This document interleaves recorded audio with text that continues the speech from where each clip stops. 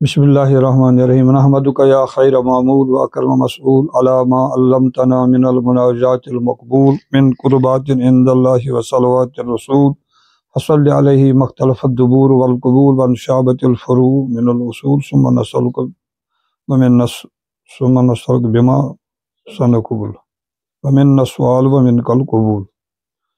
برادرین اسلام، چند دنوں سے ہم نے درس مثنوی کا جو سلسلہ شروع کیا ہے، تو آج اس سلسلے کا ایک اہم مضمون ہے جس کے متعلق ہم تھوڑا بہت عرض کرنا چاہتے ہیں، اور اس مضمون کا موضوع جو ہے وہ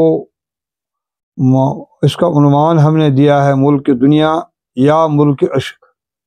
ملک دنیا یا ملک عشق۔ مولانا رومی کا ایک شعر ہے کہ ملک دنیا تن پرستاں راہ حلال، ماں غلام ملک عشق لاجوال۔ اور اس شعر کا مطلب یہ ہے کہ یہ جو دنیاوی مملکتیں ہیں جن کے لیے بادشاہ لوگ مرتے ہیں، یہ دنیا کی مملکتیں سلامت ہوں تن پرستوں کا، ماں غلام ملک عشق لاجوال۔ ہم بھی ایک ملک کے عاشق ہیں اور اس ملک کو ملک عشق کہتے ہیں، اور ملک عشق ملک لاجوال ہوتا ہے۔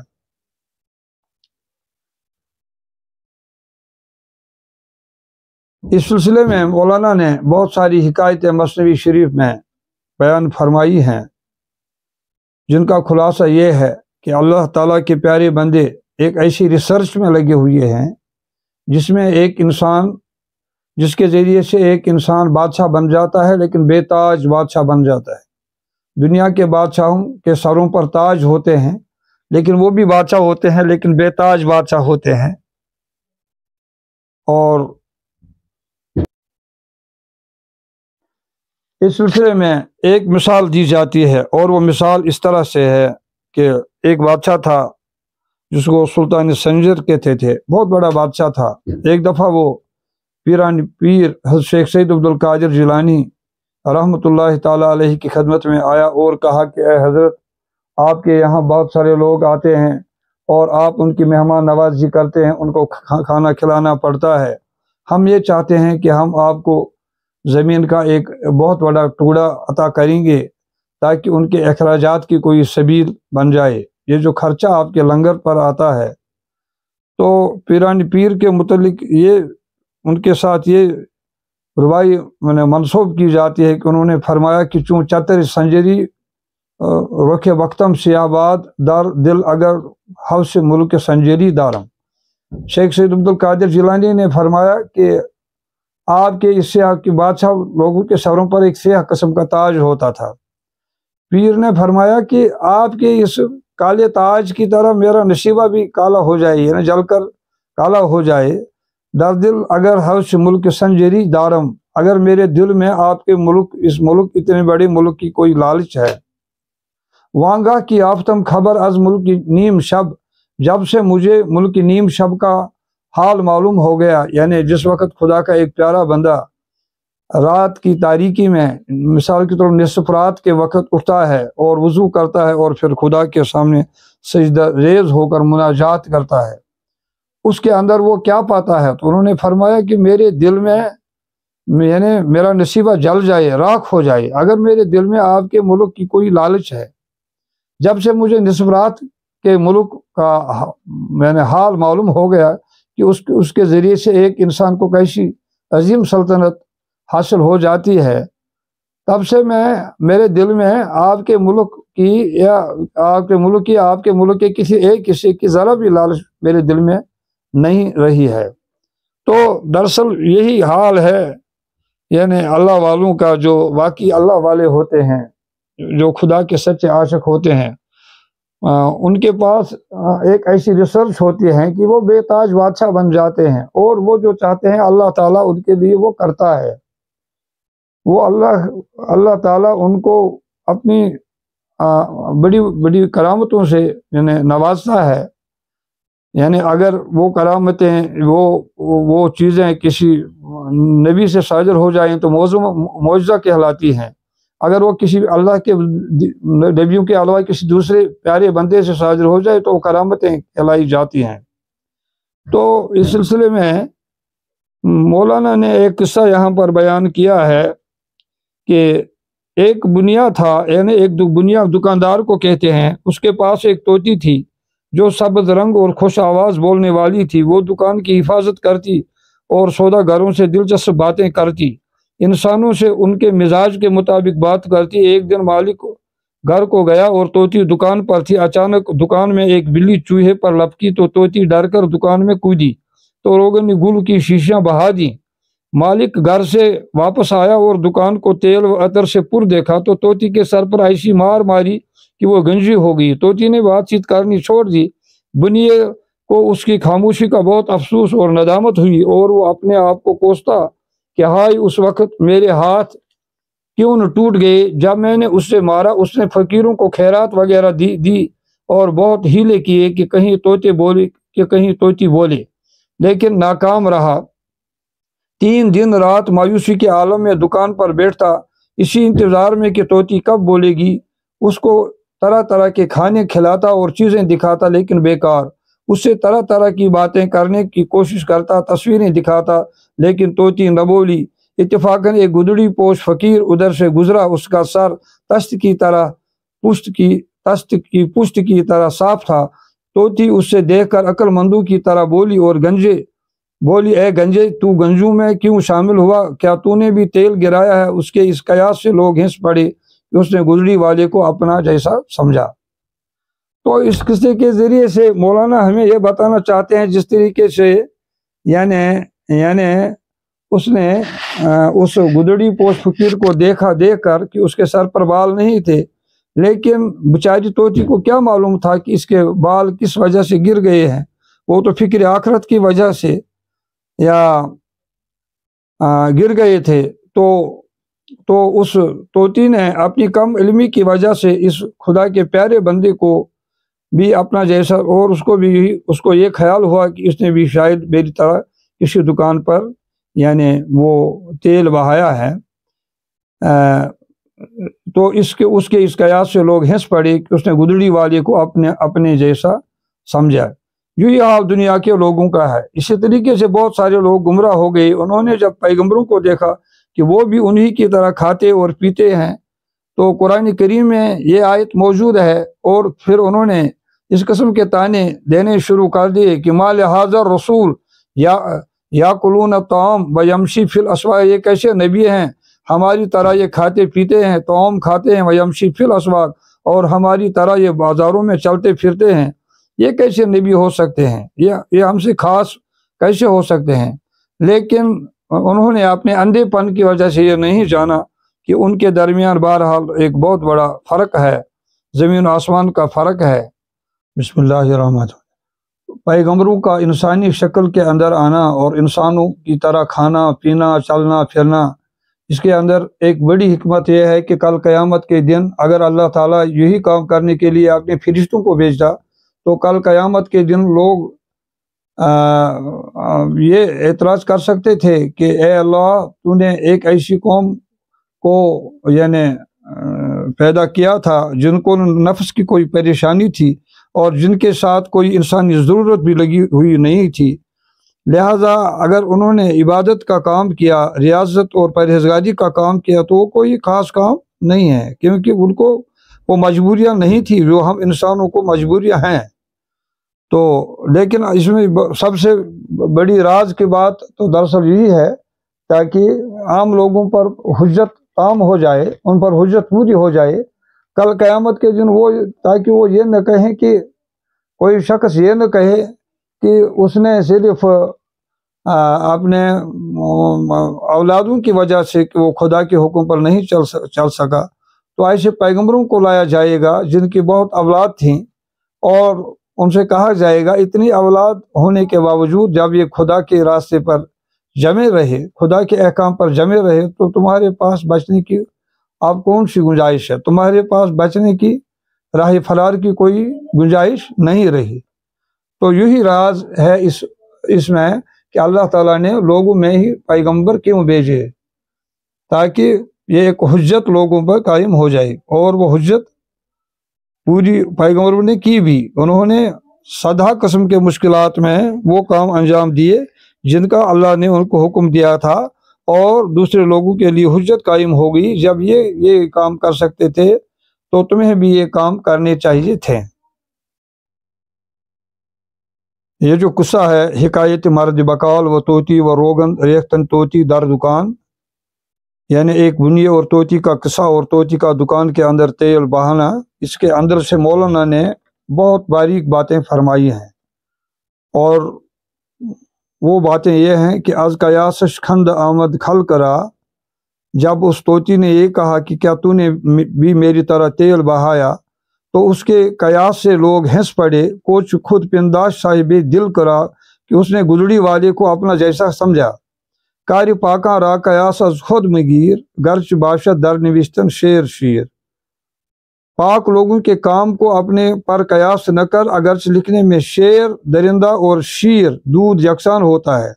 शीर आ बाशत की मर्द ऊरा खुरद, शीर तो वो है जिसको आदमी पीता है। शेर आ बाशत के मर्दुम रा दर्द, और शेर वो है जो आदमी को फाड़ता है। जुमला आलम जी सबब गुमराह शुद कम कशे ज अब्दाल हक आगाह शुद। इस वजह से पूरा आलम गुमराह हो गया। बहुत कम लोग खुदा के अब्दाल से वाकिफ हो, बहुत कम कोई खुदा के अब्दाल से वाकिफ हुआ। अश्कियारा दीद ये बीना नबूद, बद वक्तों को देखने वाली आंख न थी। नेको बद दर दीद शाह यकसान नमूद, अच्छा और बुरा उनके आंखों में यकसान नजर आया। हमसरी व इम्बिया बर्दाश्तन, उन्होंने नबियों के साथ बराबरी का दावा खड़ा कर दिया। अवलिया रा हम चु खुद पिंदाश्तन, और अवलिया को अपना जैसा समझ लिया। गुफ्त इनक माँ बशर ऐशा बशर, ये कहा कि हम भी इंसान हैं और वो भी इंसान हैं। माँ व ऐशा बस्त एक ख्वाब मुखर, हम और वो सोने और खाने के पाबंद है। इन दानिस्तंद ऐशा आज अमा, अंधेपन से वो ये न समझे।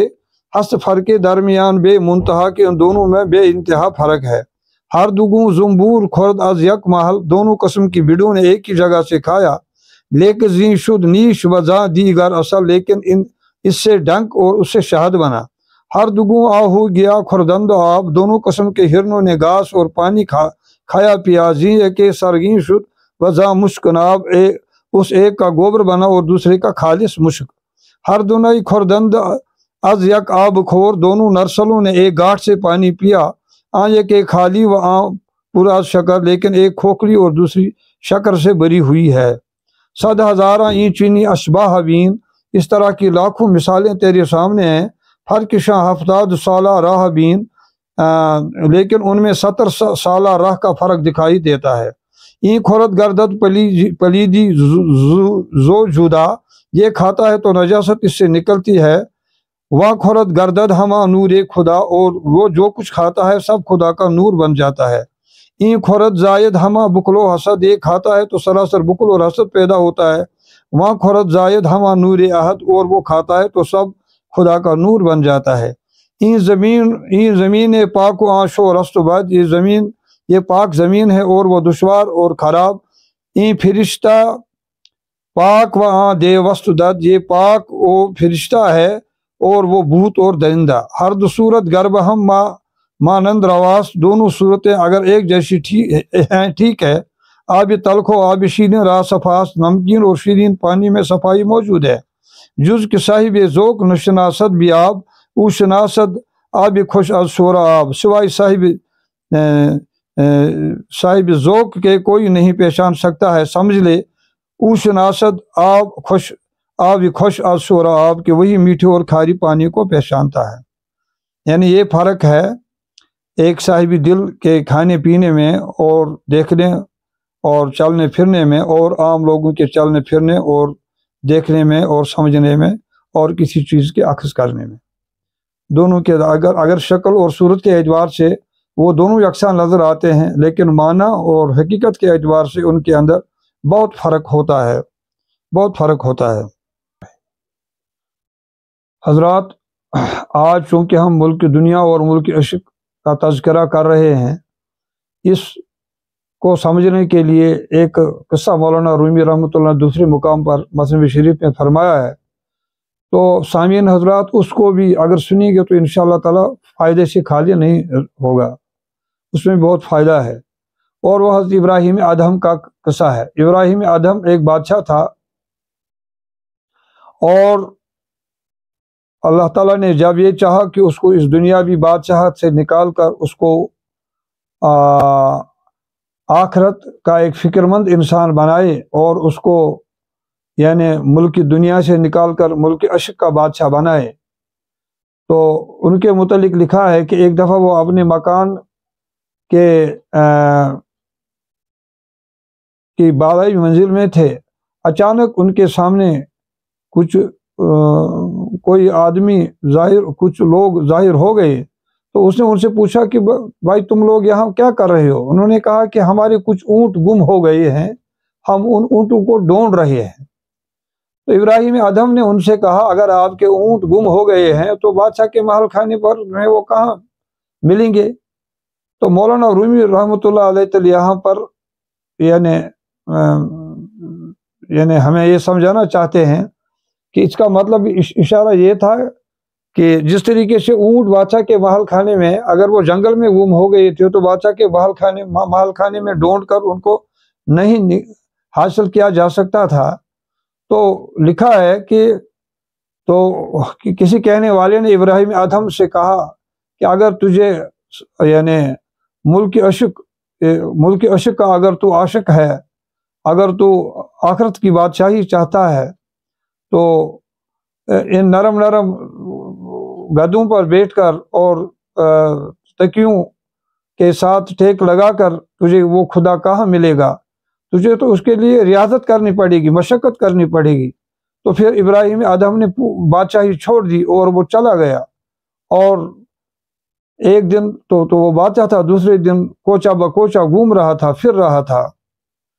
تو مولانا رومی نے اس قصے کو بہت ہی دلچسپ انداز میں اپنی کتاب میں بیان فرمایا ہے، اور وہاں سے سامعین حضرات جان سکتے ہیں کہ ملک دنیا کس چیز کا نام ہے اور ملک عشق کس چیز کا نام ہے۔ چنانچہ وہ چلے گئے، ایک جگہ پہنچ کر وہ ایک دریا کے کنارے پر بیٹھے ہوئے اپنے یعنی پھٹے پرانے کپڑوں کی مرمت کر رہے تھے۔ تو وہاں سے اس کے دور حکومت کا ایک بہت پرانا وزیر جو تھا وہ وہاں سے نکلا۔ اس نے دیکھا کہ بادشاہ یعنی پھٹے پرانے کپڑوں کی مرمت کا، نہ معلوم بادشاہ کو یہ کیا دیوانگی ہوگی کہ اس نے بادشاہی چھوڑ دی اور وہ یہ دیوانوں کی طرح گھوم رہا ہے، دیوانوں کی طرح پھر رہا ہے۔ تو اس کے دل میں یہ خیال آ گیا، تو اللہ تعالیٰ نے اس کا یہ خیال ابراہیم ادہم کے دل پر منکشف کیا۔ تو اس نے اسی وزیر کے سامنے اپنی جو اس کی سوئی تھی وہ سمندر میں پھینک دی، اور پھر سمندر میں پھینک کر سمندر کی مچھلیوں کو حکم دے دیا کہ میری یہ سوئی جو ہے یہ دریا سے نکال لو تو اور مجھے واپس لا کر دے دو۔ تو مولانا رومی رحمۃ اللہ تعالیٰ علیہ نے چند اشعار میں اس کا خلاصہ بیان کیا ہے۔ چنانچہ وہ فرماتے ہیں کہ 100,000 ماہیے اللہیے سوزنے زر بر لبے ہر ماہیے۔ اب ایک مچھلی یعنی سمندر سے ظاہر نہیں ہوگی، بلکہ سینکڑوں یعنی مچھلیاں سمندر سے سر باہر نکالے ہوئی، اور ہر ایک کے منہ میں سونے کی ایک سوئی تھی۔ سربر آبر دند از دریائے حق، انہوں نے اس دریائے حق سے اپنے سر کو اوپر ابھارا کہ بگیر اے شیخ سوزن ہائی حق، اے شیخ اے پیر لے تیری کون سی۔ تو ابراہیم ادہم نے ان کو کہا کہ مجھے وہی سوئی لا کر دے دو جو سوئی میں نے دریا کے اندر پھینکی تھی۔ اور یہ ایک کرامت تھی جو اللہ تعالیٰ نے حضرت ابراہیم ادہم کے ہاتھ سے یعنی ان کے وجود سے ظاہر فرمائی، اور وہ جو سامنے اس کی حکومت کا صاحب کا وزیر تھا، تو ابراہیم ادہم نے اب اس کی طرف اشارہ اور اس سے کہا کہ ملک کی دل بے یا چنی ملک حقیر، تیرے دل کے اندر یہ گٹھیا خیال کیا آ گیا کہ بادشاہ نے وہ بادشاہی چھوڑ دی اور اس راہ فقر کو اختیار کیا، اور اس سے کہا کہ ملک دل بے، میرے لیے یہ ملک بہتر ہے یا چنا ملک حقیر، یا وہ ملک حقیر جب میں خشکی کے ایک محدود ٹکڑے پر حکومت کرتا، آج تو میری حکومت سمندروں پر ہے۔ تو مولانا نے لکھا ہے کہ 100,000 ماہیے اللہیے سربر اور سوزنے زر بر لبے ہر ماہیے، ایک نہیں بلکہ سینکڑوں اور ہزاروں یعنی مچھلیوں نے دریا سے اپنے سر کو ابھارا اوپر کی طرف، اور ہر ایک کے منہ میں سونے کی ایک سوئی تھی، سر بر آور دند، گویا وہ بزبان حال عرض کر رہی تھی کہ اے شیخ لے تیری کون سی سوئی ہے، تو اپنی سوئی پکڑ۔ لیکن شیخ انکار کرتا رہا۔ شیخ نے کہا مجھے اپنی وہی وہ سوئی لا کر دے دو جو معمولی سوئی تھی۔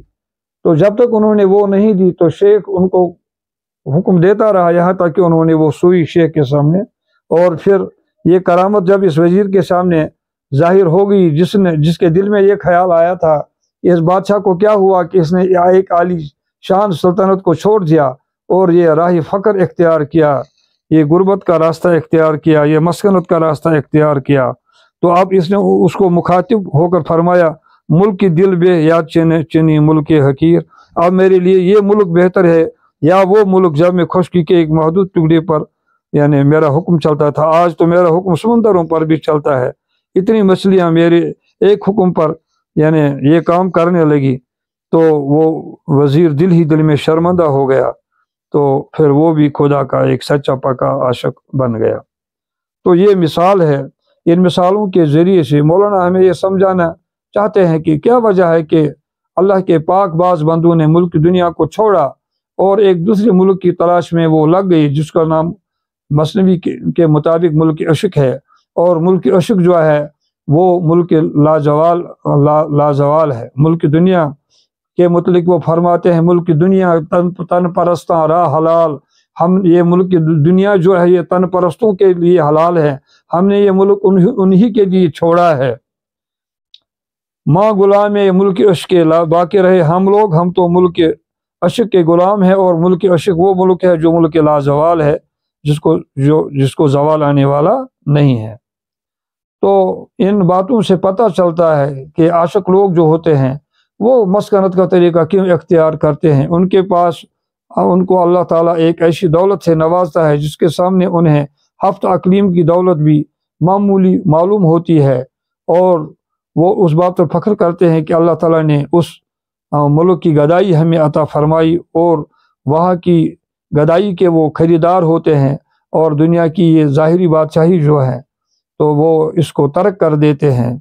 اور مولانا رومی کا شعر ہے ملک دنیا تن پرستاں راہ حلال، خلاصہ قصے کا یہ ہے کہ یہ دنیائی ملک جو ہے یہ تن پرستوں کے کو ہی حلال رہے۔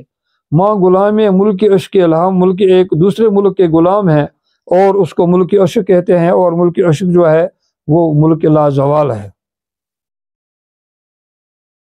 اب ان ساری باتوں کو سمجھنے کے لیے مولانا نے اسی مثنوی شریف میں ایک مختصر سا قصہ منظوم انداز میں پیش کیا ہے لیلا کا اور اس وقت کے بادشاہ کا۔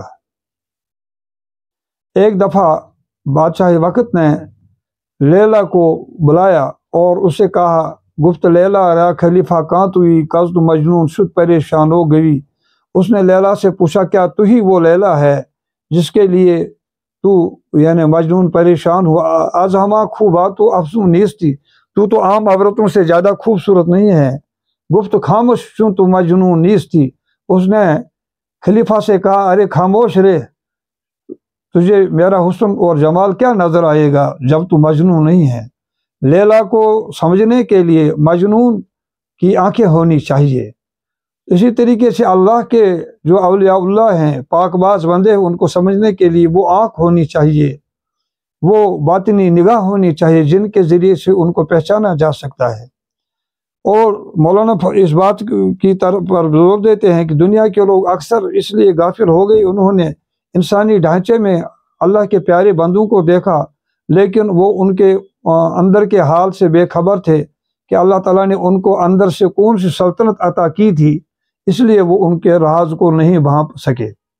اس لیے جیسے مختصر الفاظ میں لیلا نے گفت خاموش چوں تو اس نے خلیفہ وقت سے خاموش، تجھے کیا پتا ہے کہ لیلا کس چیز کا نام ہے؟ اگر تجھے مجنون کی آنکھیں تو لیلا کو پہچانتا۔ اسی طریقے سے اللہ کے ولیوں کو، نبیوں کو اور اللہ کے پاکباز بندوں کو پہچاننے کے لیے انسان کے اندر باطنی نور کا ہونا ضروری ہے، تاکہ اس نور کے ذریعے سے ایک بندہ اللہ کے پاکباز بندوں کو پہچان سکے اور ان سے پھر وہ کوئی استفادہ کرنے کے قابل بن جائے۔